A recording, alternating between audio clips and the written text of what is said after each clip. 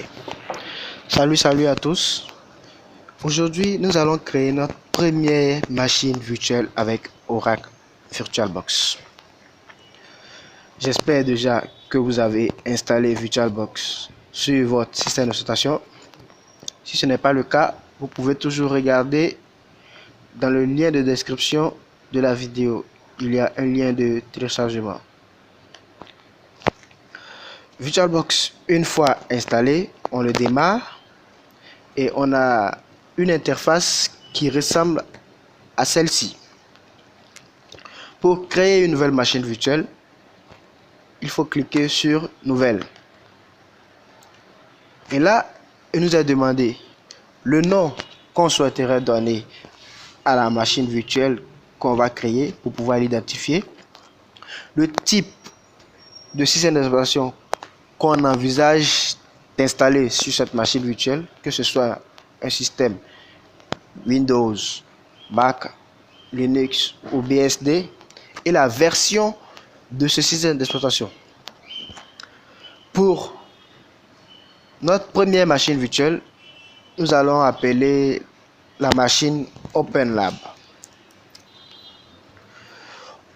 Le type de système d'exploitation qu'on veut installer, je choisis un système Linux et la version Ubuntu en 32 bits. Suivant. Là, il nous est demandé la quantité de mémoire RAM qu'on souhaiterait allouer à la machine virtuelle pour son exécution. J'ai 4 Go de RAM, donc je vais continuer avec les 512 mégaoctets que VirtualBox me recommande. Vous pouvez cependant augmenter la taille recommandée par VirtualBox. Votre machine virtuelle sera plus rapide, mais n'avancez pas trop. N'allez pas dans la zone rouge que VirtualBox a donné, parce que arrivé dans cette zone là, vous risquerez de faire planter votre machine physique. Alors, comme je l'avais dit, je continue avec les 512 mégaoctets que VirtualBox me recommande. Et là, on nous demande si on veut créer un disque dur virtuel ou pas. VirtualBox nous recommande déjà une taille de 8 Go qu'on pourra modifier devant. Créer un disque dur virtuel maintenant. Ici, il s'agit de choisir le type de fichier de disque dur virtuel qu'on voudra créer. Notez là qu'il y a plusieurs formats. Il y a plusieurs types qui sont en fait les formats de disque dur virtuel utilisés par les logiciels de virtualisation qui existent. Le format VDI, c'est le format par défaut d'Oracle VirtualBox.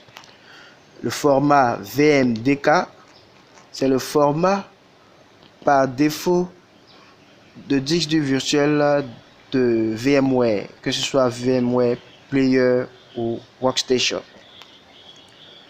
Le format VHD, celui-là, c'est le format utilisé par les logiciels de virtualisation de Microsoft, qui sont Virtual PC et Hyper-V.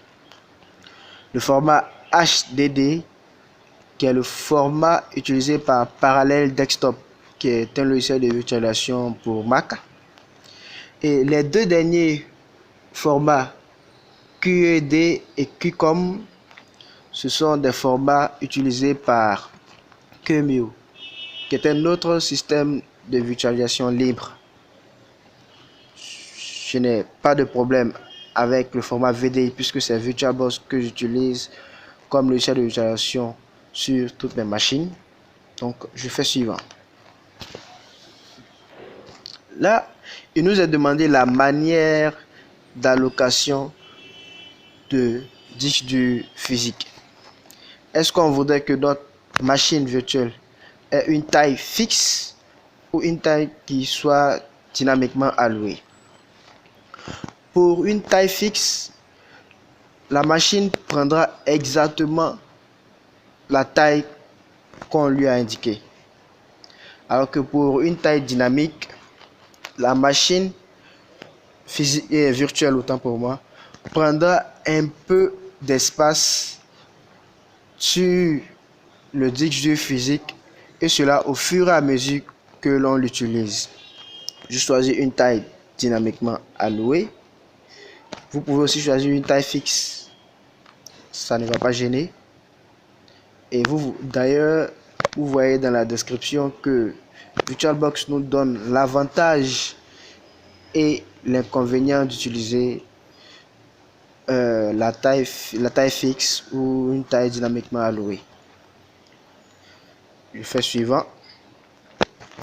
Il nous a demandé là maintenant l'emplacement du fichier de disque dur virtuel et la taille. L'emplacement, pour changer l'emplacement par défaut, on clique sur cette icône et on choisit le dossier. Si on veut, on peut créer un nouveau dossier. C'est nous qui voyons. La taille 8 Go, ça me va. Je fais créer. Alors, notre système d'exploitation n'est pas encore installé. Cependant, la machine virtuelle vient d'être créée.